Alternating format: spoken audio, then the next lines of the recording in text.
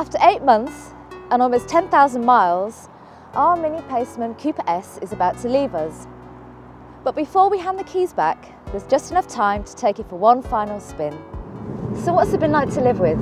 Well, in a word, easy. The Mini Paceman has been blissfully maintenance-free. No trips to the dealer required, and actually, all that's been needed from us has been one screen wash top-up and the odd trip to the car wash.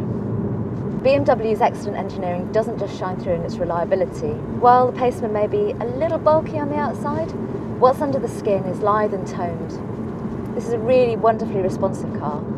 The engine's strong, the steering's precise, if a little heavy at low speeds, and the cornering's tight and nimble.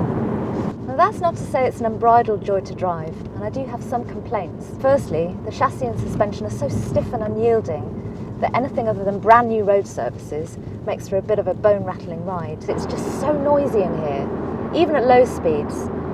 I swear my hearing suffered driving this car, and that's because once you get over 50 miles an hour, the noise in the cabin becomes unbearable and you've really got to crank the volume up on the radio.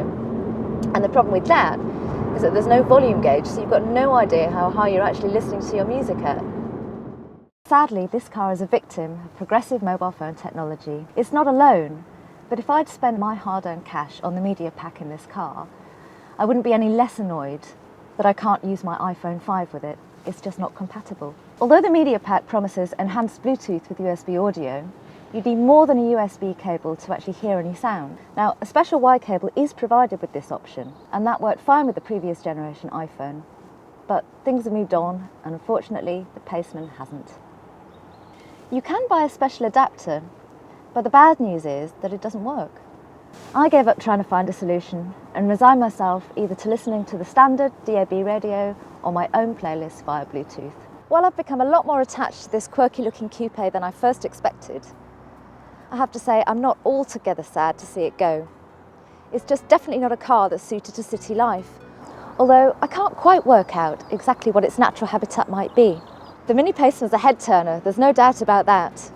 But unfortunately, it's not quite enough to keep me inspired to want to keep living with it long term.